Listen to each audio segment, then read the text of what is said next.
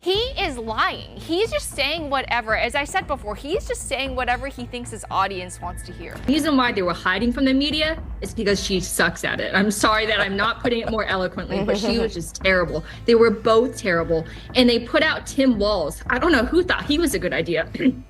He was like a second iteration of Tim Kaine, but even worse. He turned out to be a pathological liar.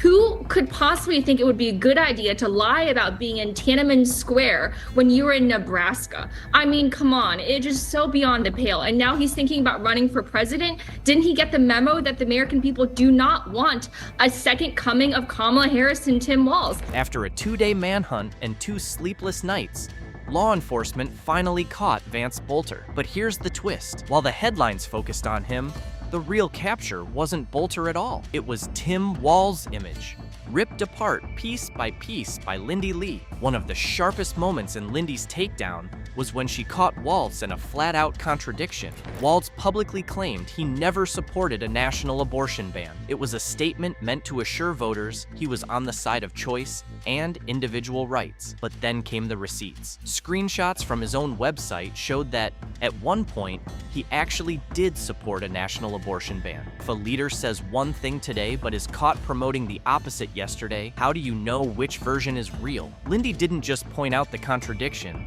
she spotlighted it with precision. She didn't let it slide under the radar. She put it front and center, calling out Walz for trafficking in lies and conspiracies. That moment turned his honest Midwestern neighbor brand into a question mark. He was trafficking in lies and conspiracies. He said that he never supported a national abortion ban. We have in writing a screenshot from his website wherein he supported a national abortion ban. So he was just lying with impunity. If the abortion ban contradiction wasn't enough, Walz also managed to undermine himself with a story that simply didn't add up. At one point, he told people he was present at Tiananmen Square during the famous protests, but the record showed Walz was actually in Nebraska during that time. This wasn't just a slip of memory. It was a claim that turned out to be false and raised serious questions. Lindi pounced on this instantly. For her, this wasn't just about an incorrect anecdote, it was proof that Walz's image was built on shaky ground. And when you stack that lie on top of his abortion ban contradiction, the cracks in his persona stop looking like accidents. They start to look like a pattern. You know, I've been in touch with Newsom's team for a number of years now. He reached out in 2022 asking for my support. And if anyone asks for my support and you're based in California, I'm assuming you're running for president. So this has been a long time goal of his. Here's the thing about Tim Walz. Everything about his political presence has been in long exercise in branding. From the start, he worked to craft an identity that felt safe. The dad jokes, the approachable tone, the neighbor next door feel, it was all part of the package. But branding is only as strong as the truth behind it. Walz's version started to look less like leadership and more like a costume, calm on the outside, but chaos right under the surface. He tried to be all things to all people, balancing progressives on one side and moderates on the other. But that balancing act often looked more like indecision. Policies were announced, reversed, and then reshuffled again. Instead of projecting strength, it left him looking uncertain.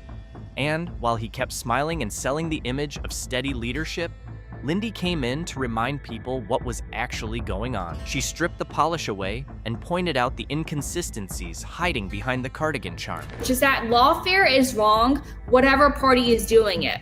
And I still firmly believe that Democrats went after Trump in 4 different jurisdictions because they did not trust the American people not to vote for him. If there's one thing that defined Walz's leadership, it was inconsistency. He shifted positions so often that people didn't know which version of him they were getting from week to week. During the pandemic, his decisions about lockdowns and reopenings felt less like a plan and more like trial and error. At first, he went hard on restrictions, framing himself as the responsible leader prioritizing safety.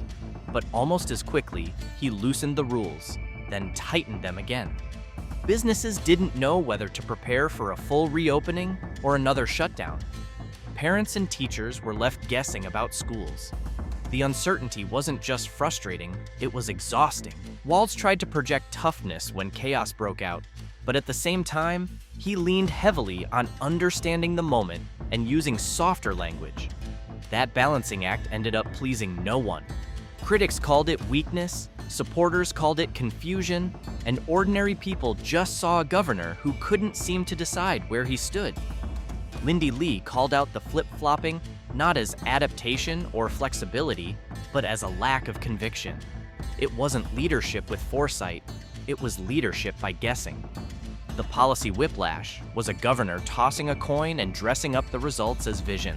Minnesota Governor Tim Walz had some choice words for Donald Trump at a Democratic state convention in South Carolina today. Walz, who was Kamala Harris's running mate, called the U.S. president a wannabe dictator and a bully. Tim Walz's entire brand was built on being a friendly neighbor, the person who taught high school, who understood regular people, who wasn't part of the slick political class. That image worked because people wanted to believe there was still a leader who wasn't corrupted by the DC bubble. But reality told a different story. Behind the scenes, Walz was deeply tied to the same establishment he pretended to stand apart from. Donors, political insiders, and old guard connections were all part of the network that boosted his career. While he sold himself as grassroots, his alliances told another story. One of comfort with the cocktail circuit in Washington. This is where the hypocrisy stood out most. It wasn't just about shifting on policies, it was about saying he was one thing while living as another. Ordinary voters thought they were supporting the neighbor who'd help shovel their driveway. What they really got was someone who mingled with elites and insiders, comfortably enjoying the perks of the establishment. Lindi called it a false brand, and once she ripped away the disguise, Walz didn't look like the teacher next door. He looked like another politician with polished lines for the public and private ties that told the real story. The only thing he cares about is himself. Everything is about him. And even Democrats understand this guy is truly fake. When Kamala Harris picked Walz as her running mate, the decision was meant to calm nerves. At first glance, the pick made sense. He had that safe, Midwestern image. He wasn't polarizing in the way some other choices might have been. But then came Lindi's takedown. Suddenly, Walz didn't look like a no-drama candidate. He looked inconsistent and even dishonest. Instead of being a stabilizer, he became a liability. The image Kamala Harris's team wanted to project clashed directly with the evidence Lindi laid out.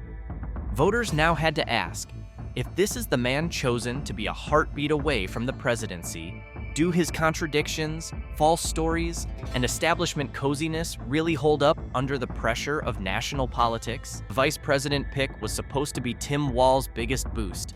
Instead, it became the moment his weaknesses were enhanced for the country to see. But thanks to Lindi's takedown, he doesn't look steady anymore.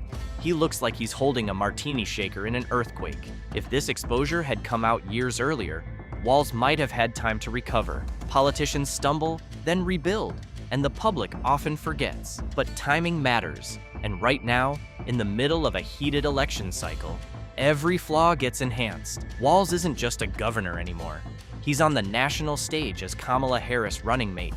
That means every word, every action, every inconsistency is magnified. There's no buffer of time to reshape his image. No space to rebuild trust slowly. Every weakness is part of the campaign narrative. In politics, the worst blows aren't always scandals or lawsuits. Sometimes it's just exposure at the wrong time. One voice can shift perception in an instant. Lindi's voice was that shift.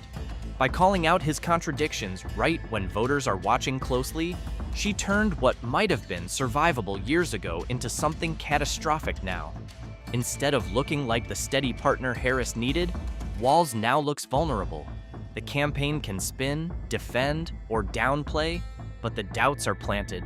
And doubts in politics, once seeded, are hard to remove. Gavin Newsom's 2028 presidential campaign. He's grandstanding and making a clown of himself because he wants national attention. He tried the moderate thing for a month and realized it wasn't raising him any funds. So he's back to being an anti-Trump crusader because he realizes that it helps him with his coffers and his fundraising. So that's why he's on a tear, and he's a complete hypocrite. And I just saw that California now leads the nation in homelessness and unemployment. Maybe he should focus on that instead of focusing his time on this complete waste of taxpayer money. Lindi's roast of Walz isn't just about him. It's a snapshot of how political branding works and how fragile it really is. politicians build images like products. But those images only hold if nobody looks too closely. What Lindi did was strip away the polish. She showed that the neighborly Midwestern brand could collapse under real scrutiny. And that's the point. When politics becomes more about performance than substance, it only takes one moment of exposure for the act to fail. What makes this more powerful is that Lindi isn't running against Walz. She doesn't have a direct stake in the race. That makes her criticism look less like opposition talking points and more like authentic observation. And authenticity is what voters want. That's why her words spread so fast. People sensed it wasn't about partisanship, it was about truth cutting through spin. And once that happens, no branding campaign can fully patch it back together. Do you think Tim Walz's career can survive this kind of exposure? Or is Lindi Lee the spark that burned his political future? Drop your thoughts in the comments, and make sure to subscribe if you want more videos like this.